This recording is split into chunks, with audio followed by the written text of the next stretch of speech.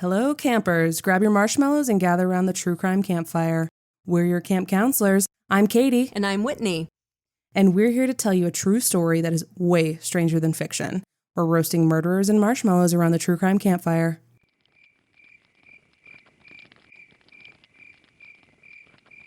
In part 2 of the story last week, we learned how serial husband and waste of DNA Randy Roth seduced, married, and almost certainly murdered his second wife Jan for a life insurance payout, and tried and failed to use the same scheme on wife number 3, Donna Clift. And if you already hate Randy, that's only going to get worse after the tragic conclusion to his story this week. This is the finale of For the Love of Money, The Crimes of Randy Roth.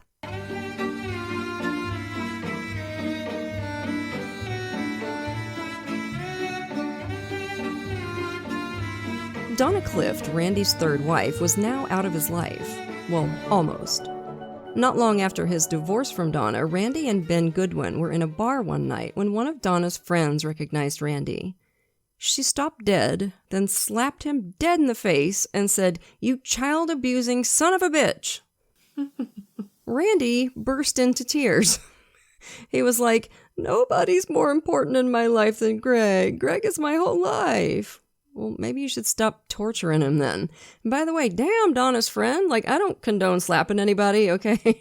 I really don't. I prefer to carefully dismantle my enemies with my devastating wit, but damn, Donna's girl standing on business over here. By the spring of 1986, Randy was fishing again. Mary Jo Phillips was separated from her husband and in the process of getting divorced. She had 5 kids who split time between her and their father, and one evening she just dropped them off at home after a trip to the beach and went out to Albertson's grocery store to get food for dinner. It seemed like every aisle she went into, there was this man shopping with his cute little boy.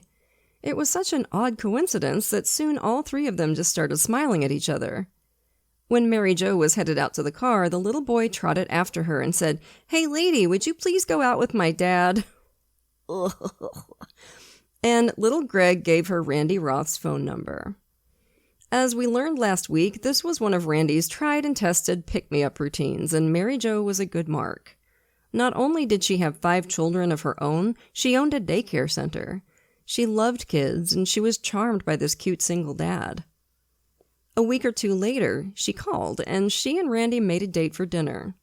He picked her up in his truck, but before she got in, Randy whipped out a camera to take a picture of her. "I want proof that I've had such a beautiful lady out with me," he said. Ew. It was dorky and kind of embarrassing, but it made Mary Jo feel good, too. And next came the practiced routine we've already seen a couple times. The flowers, the gifts, the endless sweet romantic gestures, all gentlemanly courtesy with no pressure for sex.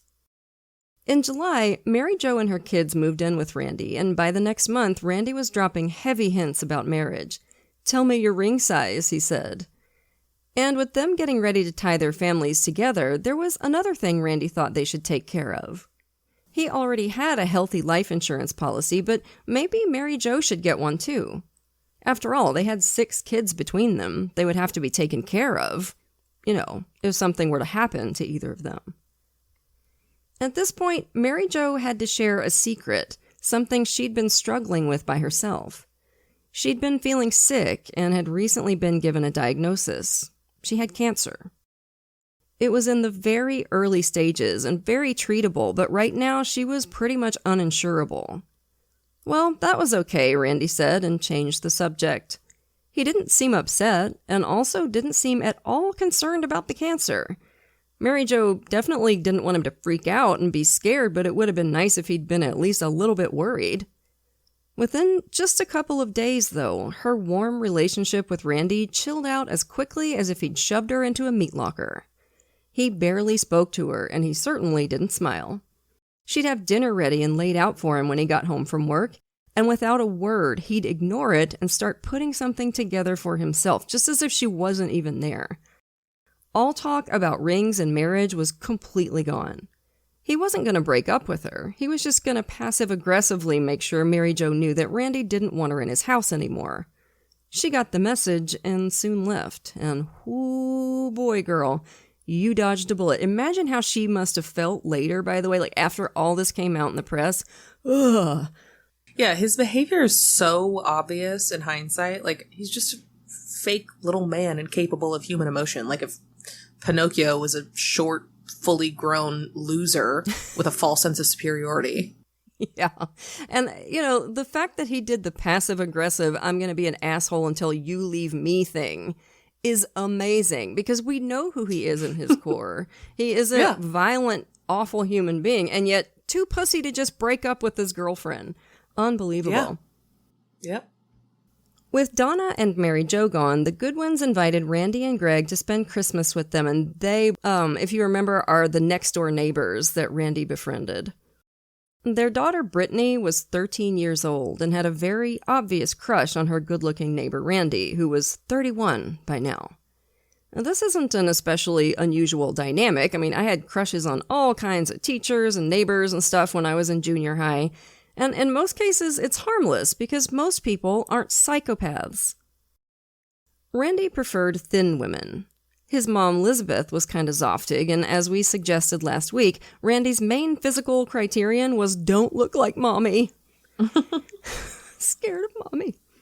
He teased Brittany about her weight, so she went on a crash diet that left her thin and weak, with her parents worried she was anorexic. Randy was delighted. Piece of shit. God, I hate this guy. Ugh. In 1986, Brittany Goodwin started babysitting for Greg. Ben and Marta Goodwin knew Brittany was all moony over Randy, so they had a word with him saying, "This kid is really developing a crush on you. We just wanted you to be aware. Don't show her quite as much attention. Hold back. We need your help on this." Randy nodded seriously. I will, he said. And then kind of weirdly, "I wouldn't ever touch Brittany." Oh. Who said anything about touching, Randy? Woo, red flag, red flag. Yeah, call the police right now. To understand what was going on here, we have to explain how intertwined the Goodwins' lives were with Randy's by this point. He was the best friend Ben had ever had. They were all in and out of each other's houses all the time. They had dinner together more often than not. He was family. They trusted him. They shouldn't have. Randy seduced Brittany almost as soon as she started babysitting for Greg. She was either 13 or 14 at the time, which is really a distinction without a difference. She was a child and it was statutory rape. Whenever Randy had her babysit, Randy would drive off and then either drive around or just sit and wait until he knew Greg would be asleep, then come back and park on a side street, slink through the back door, and spend time with Brittany. Ben was Brittany's stepdad, and Randy, Ben's supposed best friend, did his best to ruin their relationship, telling Brittany she didn't have to do anything Ben said because he wasn't her real father. Oh my God. The relationship went on for 2 years, making it one of Randy's longest. As you might remember, he'd had another long affair with Greg's previous babysitter too, a married woman.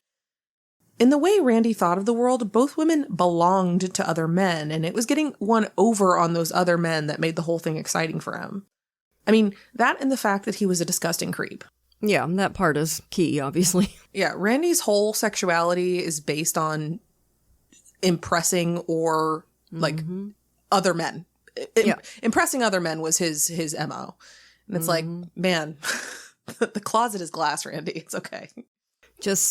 He just stoked his own ego just all day, every day. That was the only thing that gave him any pleasure, I guess, was just some kind of shallow self-aggrandizement. It's so pathetic. God. It really is. And women weren't people to him. Oh, so the only other people in his mind were men. Yeah. Randy promised Brittany he'd marry her as soon as she turned 18, which he had no intention of doing, of course.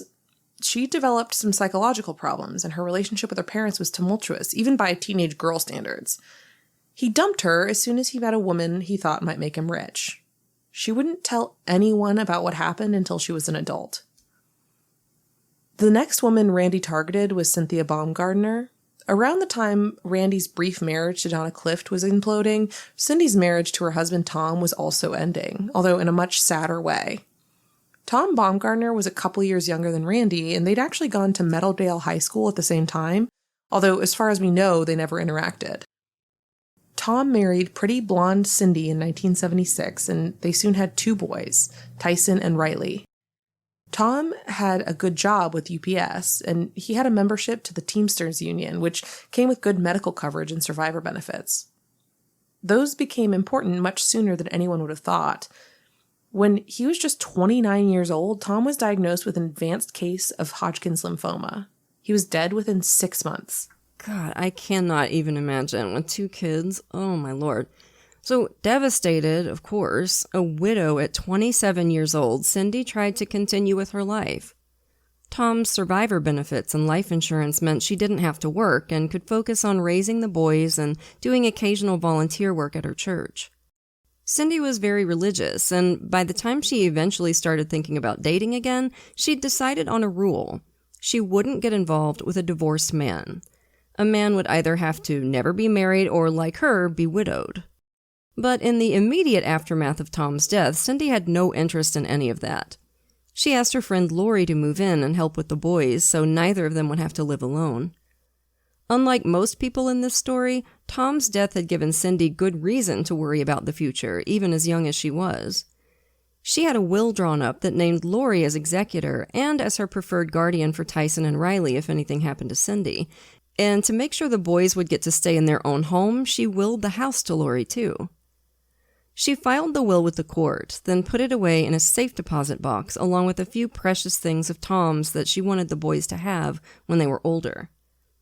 The ladies lived like this for 5 years. Cindy found joy again. Lori's mom, Dottie, said she was very lovely, very pretty, very happy. Wherever she was, laughter just entered the room. She was just life. When the boys started Little League, Cindy helped out, manning the concession stand, and this was where she met Randy Roth. Randy was a coach in the 10 to 12-year-old league and took it all very seriously, yelling and barking at the kids because it was extremely important that these children hit, throw, and catch balls correctly.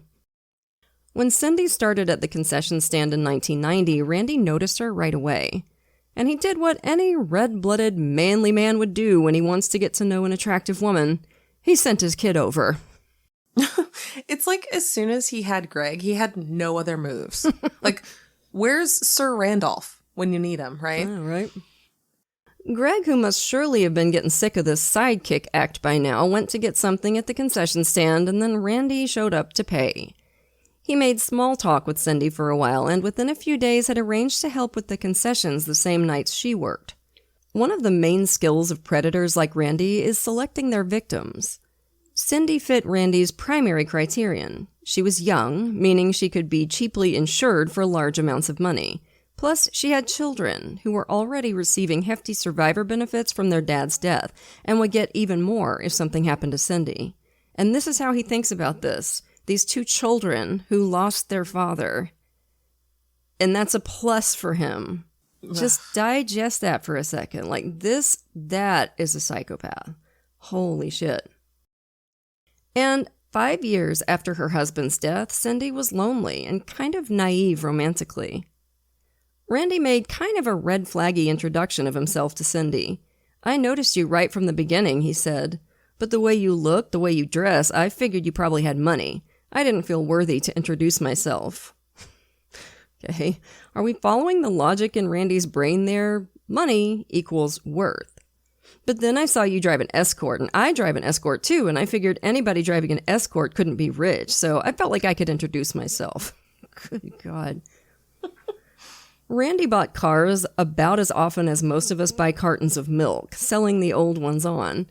He'd just gotten the Escort, probably after he'd seen Cindy's, so that he could use this line. Also, hello, negging. Like, Yeah. I thought you were a rich princess, but now that I know that you're a poor piece of shit like me, we can date. This is why he had to use Greg. He had no game. Like, this shit was crazy. Oh, man. If he was trying to neg for real, he would just be like Colin Robinson from What We Do in the Shadows. Just, "Hey, dipshit." That'd be all he had. Yep, exactly. He asked her out the next week, and Cindy said yes. And here we go again with the love bombing, flowers, notes, sweet romantic gestures, blah, blah, blah. Randy was so regimented at all this by now that I'm certain he said exactly the same things he'd used on previous women, sent the same notes, probably bought his roses from the same florist. Of course, Cindy didn't know she was being treated to a repeat performance. She was swept off her feet. Most of their dates involved their 3 boys. They all just fit together like they were already a family. Randy kept quiet about his 2 divorces and only mentioned the wife who gave him a connection to Cindy's own experience, Jan. He lied, of course. She actually died as I was holding her in my arms, he said. She left me with a 3-year-old boy, and I've been alone ever since, looking for someone like you. Of course, as we know, Jan had died at the bottom of a 300-foot cliff, almost certainly after being pushed by Randy. She wasn't Greg's mom, and Randy had been chasing after women for fun and profit constantly since her death. Jan's death also allowed Randy to better fit what Cindy was looking for. She would only get involved with someone who was committed to the church. Randy didn't give a single shit about religion, but thanks to his crazy mom's religiosity, he was able to fake it. He said he'd turned his back on religion after Jan died, but he'd been thinking about going back to church. Cindy invited him to go with her. I think that's what I've been looking for, Randy said. Ugh.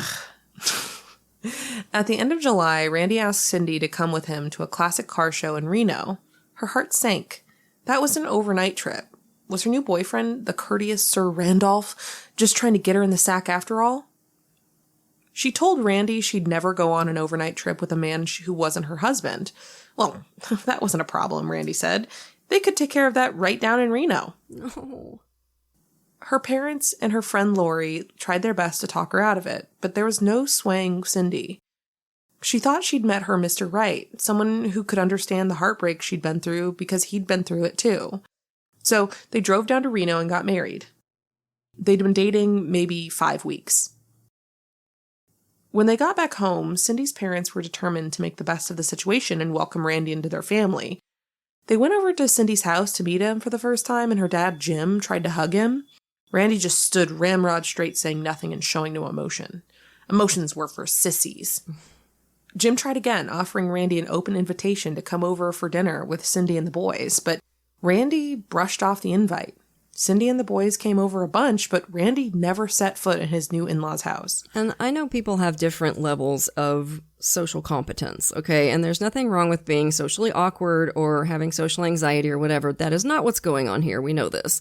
And I have to say, for me, that's a red flag, too, because my ex, who I've spoken about many times, was horrendously abusive, and he was exactly the same with my family. And they really tried, to be kind and welcoming, and he would just, that line about standing ramrod straight, exactly like that.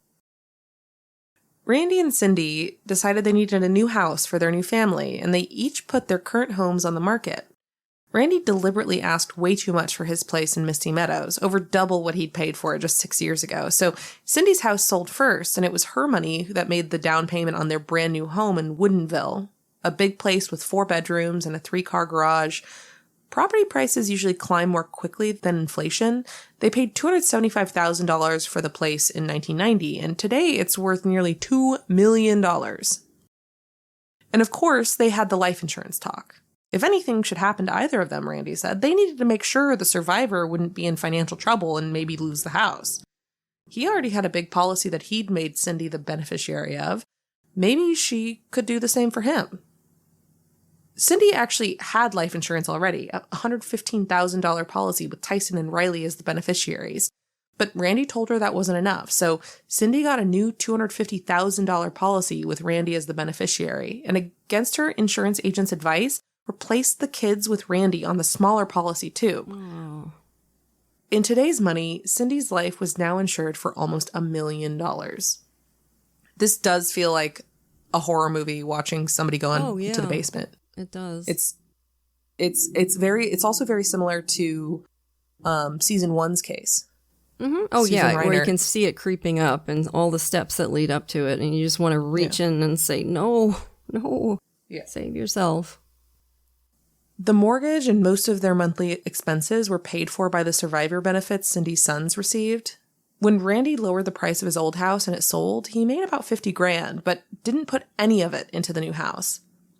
He'd been fired from Vitamilk Dairy for helping himself to their gasoline for his 2 vehicles and had a new mechanic's job at Bill Pierre Ford. He blew most of his salary on cars, trucks, motorcycles, and ATVs. The family lived on Cindy's money. Randy just bought toys for himself. Cindy had boxes of Tom's things at her house, things she was saving for her kids. Randy didn't want her to bring them to the new house, so she kept them at her parents' place instead. This is the level of insecurity we're dealing with in Randy Roth. He was worried about competition from a dead man. And competition for a woman he didn't even want. I mean, Cindy was just a potential payout for him. Just bizarre. He's still that competitive. It's his brain, man, fascinating and horrifying.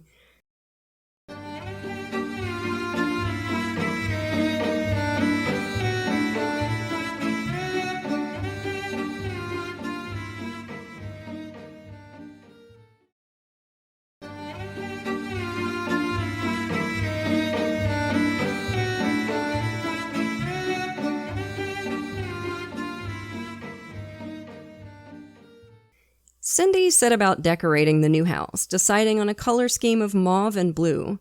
She had a blast, getting lots of new furniture along with throw pillows, hanging baskets, a display cabinet for her dolls. Oh, bless her heart. Their bedroom had a king-size mauve spread with a flower pattern and ribbon edges. Cindy had a good eye. The place looked like a magazine spread, all very pretty and feminine, which was why Randy hated it. He hated anything traditionally feminine, anything soft or frilly or just nice. He was a U.S. Marine, for God's sake. There were no frills in the Corps. I'm 100% certain Randy had zero interest in musical theater, but if somebody ever managed to drag him along to My Fair Lady, he'd love that song that goes, "Why can't a woman be more like a man?" That would be his jam. But Randy didn't complain about the decor, at least at first, just satisfied himself with the upstairs rec room, which he decorated with all his military crap, all his fake military crap. Every other place he'd lived, Randy had immediately started on yard work. He was a competent landscaper, and it was a good way to increase the property value, but he didn't do anything at the Woodinville house, which needed work, with the yard all crabgrass and no flowers or shrubs at all. He complained about the yard, but made no effort to fix it, for the same reason he let Cindy do what she wanted with the decorating. He wasn't planning to live here for long. Up until about Christmas, and busy with the new house, Cindy had been happy, but as 1991 rolled around, it was clear to the people who cared about her that things were not great. As Randy's previous wives had discovered, once he had a ring on Cindy's finger, his emotional range narrowed to pretty much just irritation and nothing else. Cindy, always bright and bubbly, was muted, a sure sign that somebody's in a toxic relationship, by the way, when they turn down their volume around their partner. Randy didn't want her to dye her hair, so she let her natural brown start growing out. Randy wanted her to wear less makeup, so she did. Randy was mad when he found out how much her manicures cost. Cindy got around that one by paying cash instead of by check, but she still had to okay the color first with Randy. You know, nothing too trampy. And just a reminder that it was Cindy's money that got them their nice house and all their nice things. She had every right to buy whatever the hell she wanted, but Randy chose his victims carefully, and Cindy was someone who believed in pleasing her husband. People noticed that Cindy spoke less, and when she did, she usually looked to Randy first, as if for approval. She wasn't allowed to join a health club. Randy was worried she might meet men there. It was fine for him to join, of course. He did let her join the YMCA for all-female aerobics classes and walking groups, but got furious when they sent her flyers addressed to Cindy Roth instead of Mrs. Randy Roth. Dear God, there are Fabergé eggs less fragile than this man's masculinity. He's just pitiful. Sometimes Cindy's car wouldn't start, and she was convinced Randy had disabled it to make sure she stayed home. And by the way, after Randy broke things off with Brittany Goodwin, she also reported that sometimes she couldn't get her car to start if she was planning to go out and meet friends, especially if she was meeting a boy.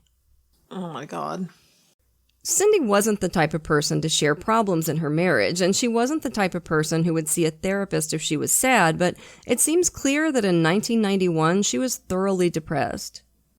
She took less care of herself in the house, she was always getting sick, the happy optimism of her life had just been quenched.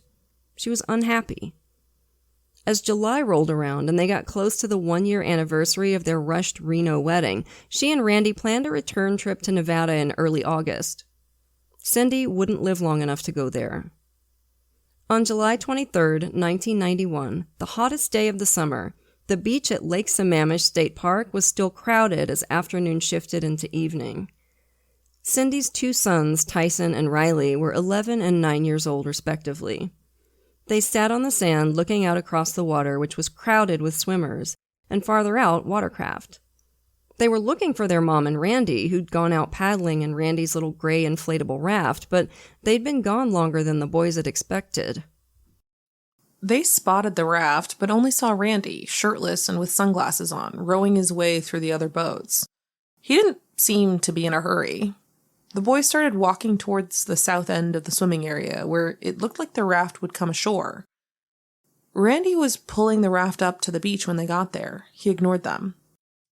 When the boys got closer, they saw their mom lying in the bottom of the raft. She was in about 4 inches of water, wet hair across her face, her eyes open and vacant, and her face and torso blue. She was utterly still. "Go get the lifeguard and ask him for help," Randy calmly told Tyson. "But don't make a commotion." The lifeguard was a 19-year-old kid, Michael McFadden, sitting in his elevated seat. He wasn't sure what the boys calling up to him wanted, but then he looked over and saw a blue-tinged body lying in the bottom of the raft by the shore. 88, 88, he yelled the emergency code and jumped down and started sprinting over. Randy was standing nearby, so calm and casual that McFadden just assumed he was a bystander. Together, they pulled Cindy out of the raft and onto the sand. "What happened?" McFadden asked just before he started CPR. "She was underwater," Randy said. "She swallowed some water." Between breaths, McFadden asked, "How long was she under?" 10 minutes, Randy said. A crowd had started to gather. One of them was a woman named Patty Schultz, who happened to be a paramedic, and McFadden gladly let someone more experienced take over. Randy squatted on his heels at Cindy's feet and watched the scene impassively. Like McFadden, Patty asked questions between breaths. "How long was she under?" "I don't know," Randy said. "Was it 5 minutes? I don't know. Was it 10? Randy just shook his head. Sirens sounded and an ambulance pulled up in the sand. More paramedics got out. They intubated Cindy and injected a heart stimulant.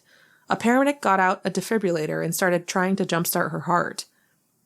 Another lifeguard took Tyson and Riley to the guard shack so they wouldn't have to watch the paramedics work on their mom. Randy, meanwhile, left the paramedics to their work and went back down to the raft. He took 3 wet tote bags of towels and clothes out, then spilled out all the water from the bottom. He opened the air valves and calmly started deflating the raft as the paramedics tried to save his wife's life just a few feet away. A cop who had just arrived told him to get out of the way. "I'm her husband," Randy said calmly. "You're her husband?" the cop said, astonished. Randy looked like the least concerned person on the whole beach. The cop asked what had happened, and Randy told him, all in the most matter-of-fact way. "Well, we were paddling around the lake, we were swimming around out there, and she got a cramp in her leg. She was hanging onto the side of the raft, and then a boat went by and swamped us. That was when the raft flipped over. I heard her choke, like she swallowed some water. I turned the raft over and found her floating face down. I tried to get her back into the raft, and I did, and then I just paddled in to get help." The cops offered to drive Randy to the hospital where Cindy would be taken, but he insisted on taking his own truck. He walked over there with the rolled-up raft and the totes, and only now mentioned that he had 2 kids somewhere on the beach. Before he could get in the truck, a fire official asked him what had happened, so Randy told the same story, or mostly the same story. "I turned over the raft and she was dead," he said. "Dead?" the fire official said. "Well, unconscious," Randy said. "Dead, unconscious, what's the difference?" The lifeguard brought the 2 boys over, and by now they were both sobbing. Randy looked disgusted. "Come on, boys, we're going to the hospital," he said. Not one word of comfort, not so much as a hug. Patty Schultz, the paramedic, decided she was going to ride to the hospital with them, whether Randy liked it or not, just to make sure the two boys were okay. Randy answered her questions in monosyllables. He didn't show anything other than irritation, some of which was directed at the two boys in the back seat, who struggled to hold in their grief. As the ambulance rushed Cindy to Overlake Hospital in Bellevue, doctors waiting for her there quizzed the paramedics about what had happened. Had Cindy had a seizure? Was she diabetic? They just couldn't understand how someone had managed to drown so close to an inflatable raft, especially with someone there in the water to help her. The paramedics didn't have any answers. Nobody did. The whole situation made no sense at all. Cindy was way past the point where she could be saved. She was pronounced dead in the hospital just after 6:30 p.m. A grief counselor went to inform Randy and the boys. The boys wept. Randy ignored them. He looked sullen and pissed off. Even though they were inside, he still hadn't taken off his sunglasses. "I couldn't save her," he kept saying to nobody in particular. A detective came in and asked Randy to write down what had happened. He described the same scenario he had previously with a few extra wrinkles. You might remember from a couple weeks ago, or maybe last week, that Randy had said it had been the idea of Jan, his second wife, to hike up Beacon Rock from where she'd fallen to her death. Randy was always utterly unwilling to accept responsibility for anything that went wrong. Now he wrote, "Cindy asked me to row to the east side of the lake where it would be more romantic. I said it looks like a long way. She said, 'You're strong, you can do it.'" He gave more details of the accident while they were in the water, with Cindy holding onto the side of the raft. A wake from a passing boat about 50 to 100 yards away went by, and the raft turned over on top of her. She coughed once, and I hurried to right the raft, which took about 30 seconds. She was already floating face down. And if you've noticed that Randy said the boat flipped for 30 seconds, but then remembered that he carried a few totes out of it when he landed on the beach, still full of towels and clothes, give yourself a gold detective star. Randy only got agitated when the police told him they were going to impound the raft. They didn't have the right, he complained. It was his. This was less than an hour after Cindy had been pronounced dead. Plenty of people were immediately suspicious of Randy, and that included the first detective to read his statement. There'd been a ton of boats out on the water. Why hadn't Randy waved or called for help from any of them instead of slowly paddling his dinky little raft to shore? Surely Cindy couldn't have swallowed enough water from a boat's wake to drown in 30 seconds. Was it even possible for a boat's wake to flip over a raft like that? And then there was Randy himself, his weird flat response and his total indifference to the grief of Cindy's sons. People can react to grief and shock in ways that seem really strange to others, but coupled with the other confusing aspects about Cindy's death, Randy's odd behavior was not doing him any favors. An investigation into Cindy's death had begun before he and the boys had even gotten home from the hospital. Because whatever had happened to Cindy had been out on the lake, the case went to the King County Major Crimes Section instead of the city police, and specifically to Detective Sue Peters. She'd been having a cookout with her dad and some friends, which she abandoned to drive to the nearest police station and start making phone calls. After speaking to the officers who'd already interviewed Randy, she was convinced Cindy's death needed a thorough investigation. Randy, meanwhile, was trying to get 9-year-old Riley to stop crying in the backseat of his truck. "There's no need to cry," he said. "Just be quiet. It's over with. There's nothing to cry about." Jesus. He took the boys for grimly silent burgers and fries at Burger King, then stopped off to pick up 3 movies to watch at home and try to cheer them up. Later, Randy would act all astonished and hurt when people said he'd been insensitive to the boys after Cindy's death. One of the movies he picked up just hours after the boys had seen their mother's dead body was Weekend at Bernie's. Oh my God. Randy laughed all the way through it. He's such a fucking loser. God, I can't stand this guy.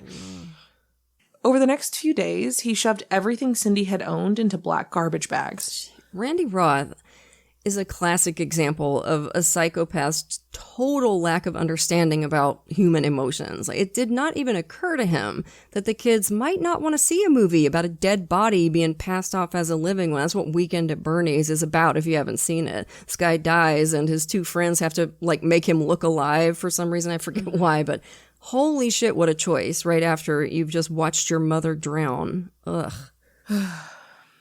After Detective Peters got physical descriptions of Randy and Cindy, she thought it was plausible that he'd just held her underwater until she drowned. He was much stronger than Cindy, and killing someone like that wouldn't necessarily leave marks on either one of them. It was a more believable scenario than Cindy, who was a good swimmer being drowned by a boat wake. The autopsy didn't show any signs of a struggle. There was no blood or skin under Cindy's nails, no bruising on the body. There were 2 small scratches on the side of her neck, but that was it. And it seemed likely that those had been made during attempts to save Cindy's life. The body provided no evidence to suggest that Cindy's death had been anything other than an accidental drowning. About a week after Cindy's death, Sue Peters got a call from a woman saying she knew something about the woman who'd drowned. This was Stacy Reese, a receptionist at the car dealership where Randy worked. Stacy had started working there at the start of the year, and it hadn't taken long for Randy to move in on her. Soon they were having regular lunch dates where Randy's favorite subject was complaining about his wife Cindy. Well, his sort of wife. He told Stacy that they had a 1-year marriage contract, whatever the hell that was supposed to mean. I mean, we know what it meant to Randy. He had no intention of staying with Cindy any longer than he had to ensure he got a nice life insurance payment and access to the boys' survivors' benefits. The day before Cindy drowned, Randy told Stacy that the contract was just about up. He'd called Stacy a couple days after Cindy's death. She asked if he was all right, and Randy said, why wouldn't I be? He called Stacy a couple more times that night, the last time to ask her out. Just 2 days after his wife had died, remember. Jesus. Stacy was creeped out and turned him down.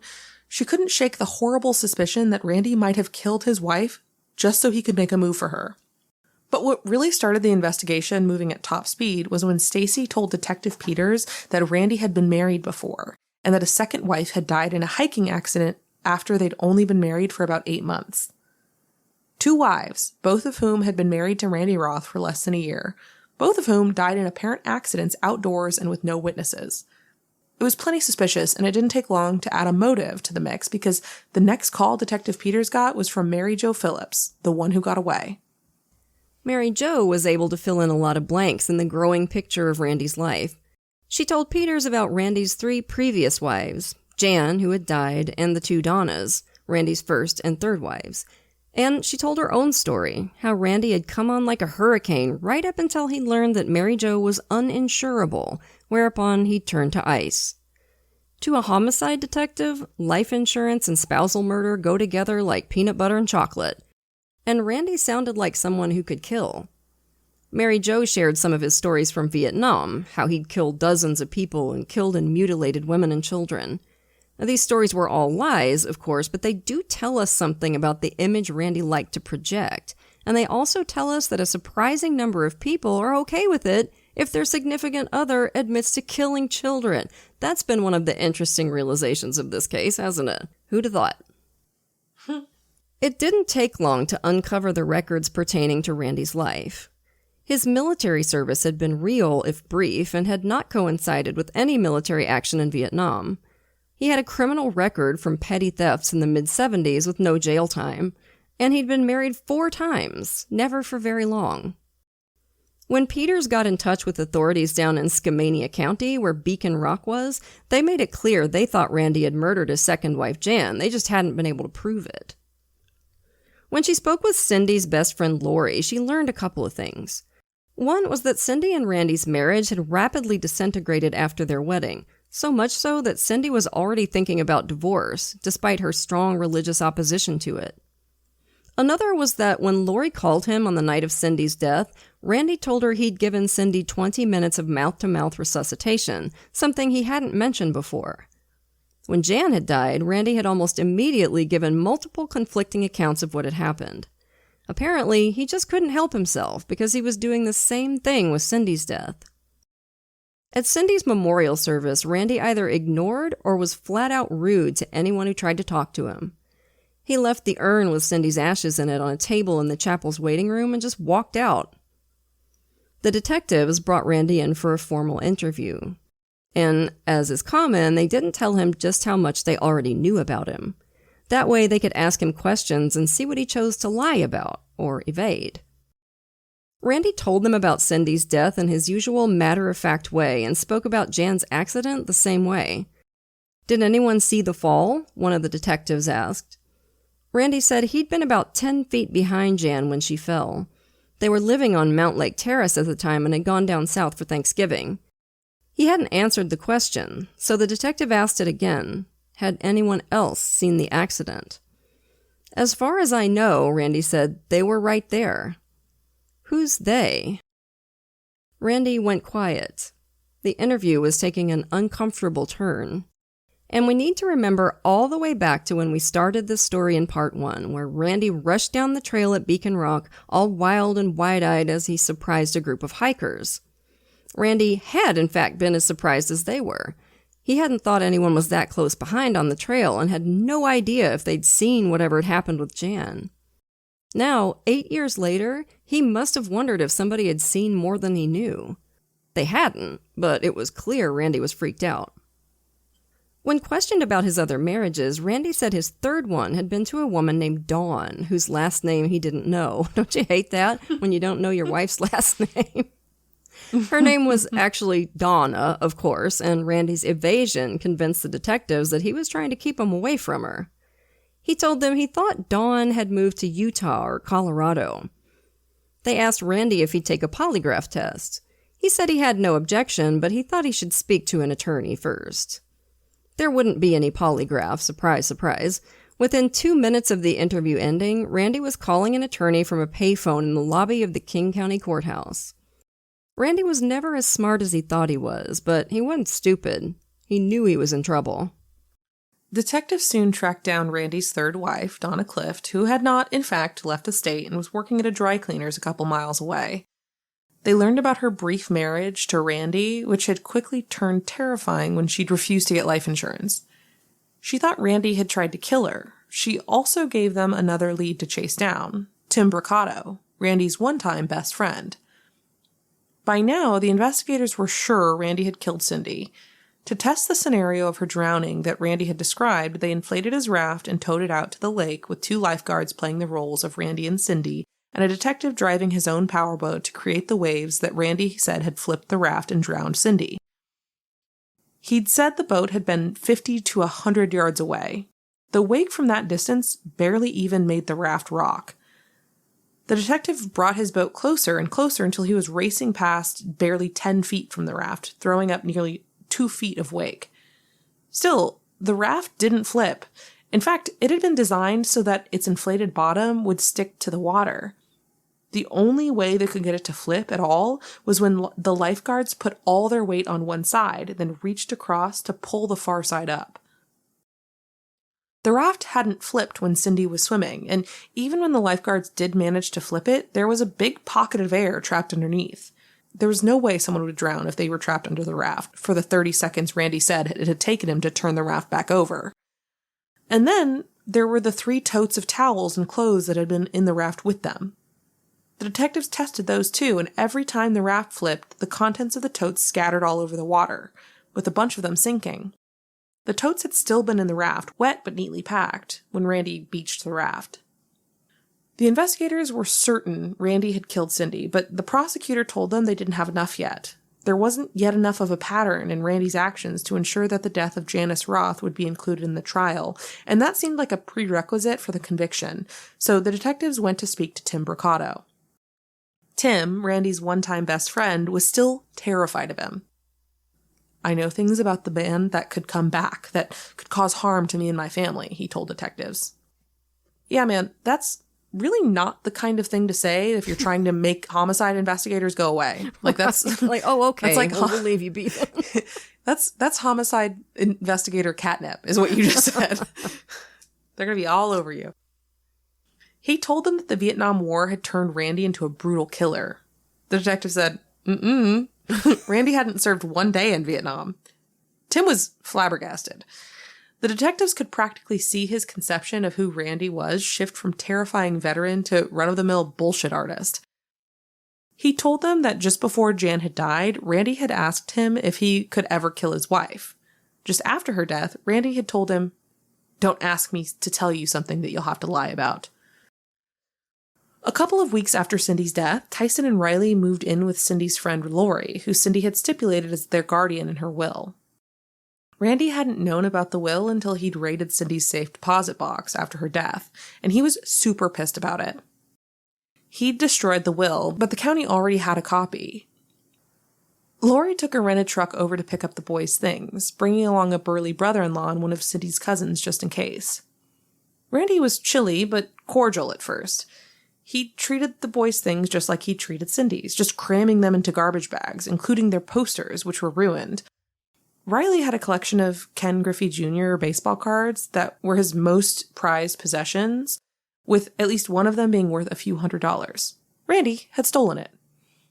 He wouldn't let them take Riley's piano, saying he was going to sell it to make the house payment. "You can't sell it, it's community property," Lori said.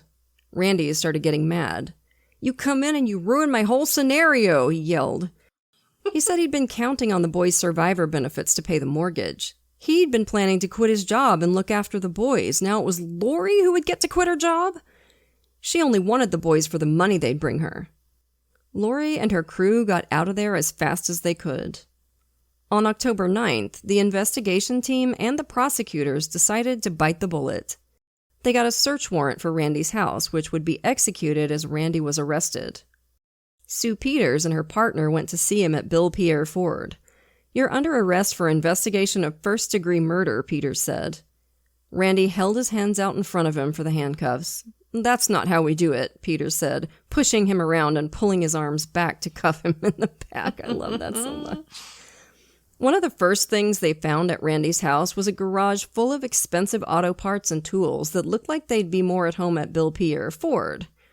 They had Randy's boss come over to take a look, and yep, Randy'd been stealing anything that wasn't nailed down almost since the day he started working there.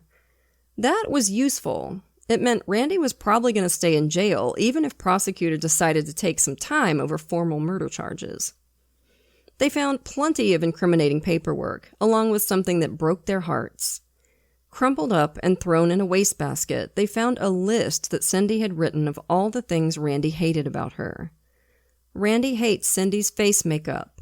Randy hates Cindy's blush. Randy hates Cindy's lipstick. Randy hates Cindy's blonde hair.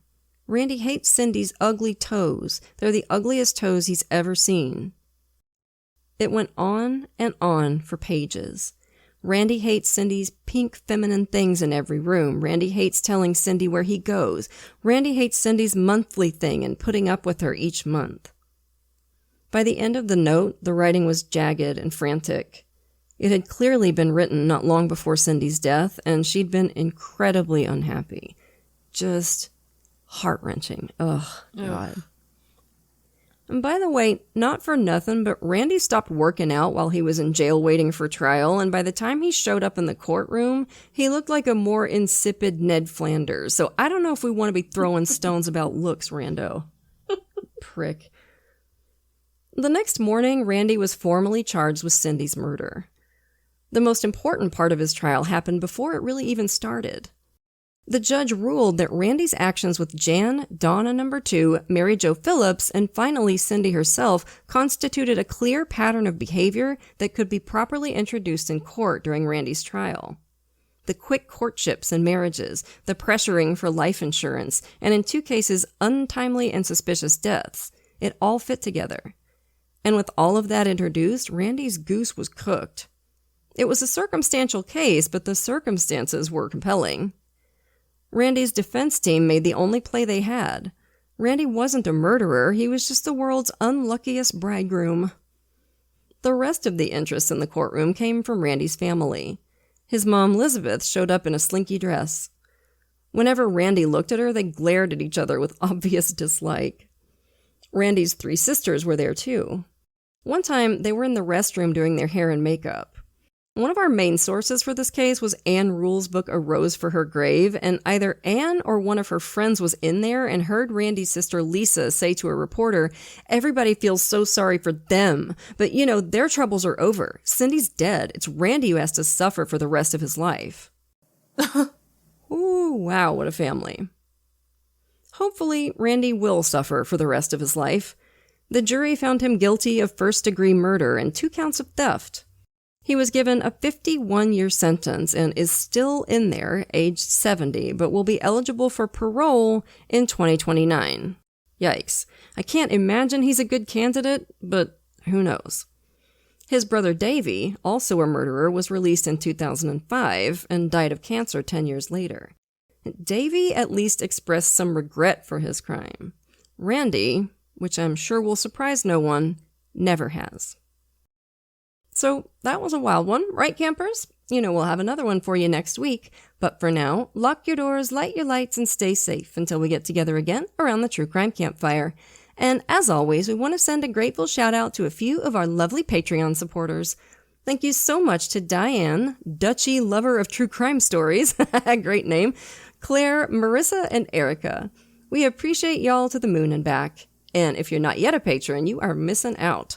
Patrons of our show get every episode ad-free, at least a day early, sometimes more, plus tons of extra content, like patrons-only episodes and hilarious post-show discussions, and us reacting to Love After Lockup and other trash TV, which is so much fun. And once you join the $5 and up categories, you get even more cool stuff. A free sticker, a rad enamel pin, or fridge magnet while supplies last, virtual events with Katie and me, and we're always looking for new stuff to do for you. So if you can, come join us at patreon.com/truecrimecampfire.